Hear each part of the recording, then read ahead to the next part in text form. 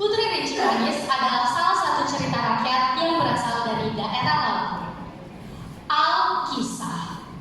Di suatu masa terdapat sebuah kerajaan kecil yang bernama Mutaram.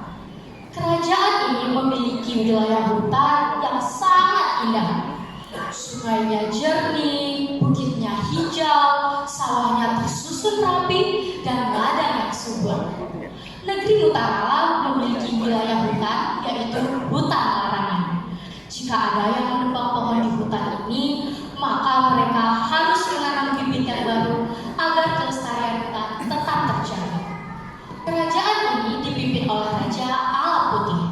Raja Alap Putih memiliki 4 orang anak yang bernama Pangeran Pialang Tangguh, Putri Silawan, Putri Mayang, dan Putri Rincing Manis. Di antara putra-putri sang raja, Putri Rincing Manislah yang paling rajin, sehingga sang raja selalu memenuhi kebutuhan belajar untuk sang putri. Diam-diam, Putri Silawan dan Putri Mayang merasa iri kepada sang adik. Tak disangka, kerajaan sebesar Mutaram mendapatkan bencana yang sangat dahsyat. Bencana ini terjadi karena rakyatnya suka menebang pohon dengan semena-mena. Suatu malam, Raja Alap Putih bermimpi ada seekor ular besar keluar dari hutan larangan. Ular besar tersebut mendesis mendekati sang raja.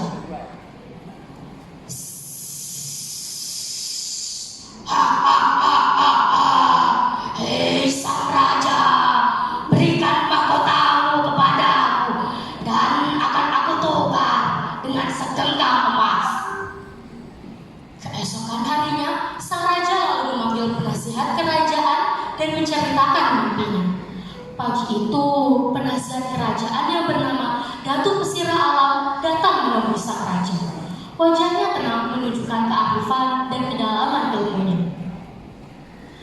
Tapi pun yang mulia, izinkan hamba menyampaikan sesuatu.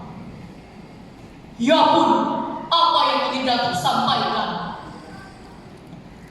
Ampun yang mulia, hamba mencoba mencerna mimpi yang mulia.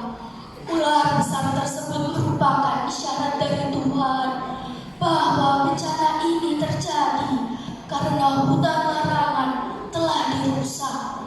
Sedangkan pertukaran mahkota dengan segenggam emas barangkali merupakan petunjuk agar yang mulia mengorbankan sesuatu yang berharga untuk menyelamatkan negeri ini dari bencana.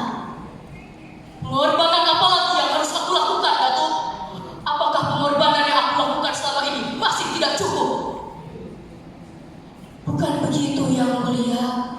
Menurut hamba, salah satu anak baginda harus pergi ke hutan larangan untuk melakukan sesuatu. Suatu malam, Raja Alap Putih menyampaikan nasihat Datu Pesira Alam kepada 4 anaknya dan permaisuri.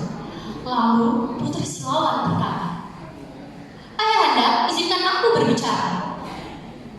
Silakan, putriku. Kami berdua didatangi kakek tua. Sang kakek mengatakan bencana ini terjadi karena kesalahan adik Rincing Manis.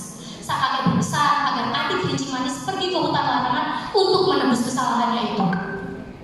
Semua mata tertuju kepada Putri Rincing Manis. Permaisuri merasa gelisah dan sang raja tidak dapat berpikir dengan jernih. Bagaimana pendapatmu, putriku?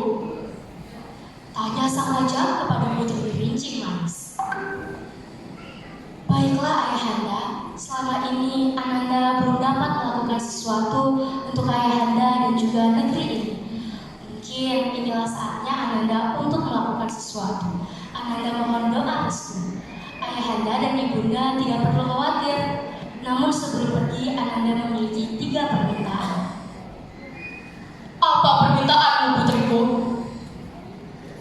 Pertama, Ananda akan pergi ke hutan sendirian selama 3 tahun. Tidak ada yang boleh datang mencariku. Kedua, siapkan 100 macam biji dan bibit tanaman. Ketiga, semua hewan peliharaan Kakanda Pialang Tangguh harus dikembalikan ke hutan larangan. Akhirnya, Putri Rincing Manis pergi ke hutan larangan. 100 macam biji bibit tanaman dikemas dalam kantong besar yang terbuat dari anyaman daun pandan. Selama tinggal di hutan larangan, Putri Rincing Manis mulai menanam bibit sayuran dan bibit pepohonan seperti kayu secang, kayu manis, kayu jati, dan kayu mahoni. Hutan yang tadinya tandus berangsur-angsur mulai subur kembali. Sementara itu, di negeri Kutalarang, Putri Silalawan jatuh sakit. Penyakit yang diderita sangat langka, hingga hanya bisa disembuhkan dengan madu hitam yang dihasilkan oleh lebah hutan yang besar. Suatu malam, Putri Maya mendatangi ruang Sang Raja dan Permaisuri. Salam ayahanda dan ibunda. Ada apa putriku? Ananda sangat sedih dengan keadaan yang menimpa Atu Silawan. Ayahanda dan ibunda juga menderita karena kepergian adik Rincing Manis. Ananda selalu dihantui rasa bersalah karena menjadi penyebab semua ini. Sebenarnya Ananda dan Atu Silawan tidak pernah bertemu kakek tua yang meminta Putri Rincing Manis untuk pergi ke hutan larangan. Ananda siap pergi ke hutan larangan untuk menebus kesalahan yang Ananda lakukan. Putri Maya pun pergi ke hutan larangan ditemani 3 pengawal. Pengawal, ayo kita pergi menuju puncak bukit. Jangan Tuan Putri, hutan ini berbahaya. Tidak, kita harus menuju ke sana. Mereka melihat seekor beruang besar sedang menjelati sarang lebah yang meneteskan cairan berwarna hitam. Sang putri mendadak mendekat. Tanpa sadar, ia malah mendekat ke tepi jurang. Kakinya terprosok dan tubuhnya terguling. Dari kejauhan, Putri Rincing Manis menyaksikan kejadian tersebut. Ia pun segera datang menghampiri. Ia sangat terkejut. Ada perempuan terlungkup di tanah. Sang putri segera membawa perempuan itu ke dalam gua. Setelah wajah perempuan itu dibersihkan, alangkah terkejutnya Putri Rincing Manis karena perempuan itu adalah kakak kandungnya. Putri Maya pun menceritakan alasan mengapa ia ada di hutan larangan. Akhirnya, keduanya mencari madu hitam dan mereka berhasil mendapatkannya. Setelah mendapatkannya, mereka berdua bergegas kembali ke istana. Sesampainya di istana, mereka diangkat menggunakan tandu oleh Pangeran Jalan Tambur dan prajurit istana. Setelah semuanya saling memaafkan.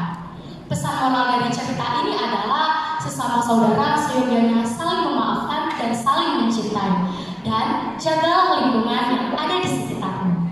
Demikian cerita dari saya.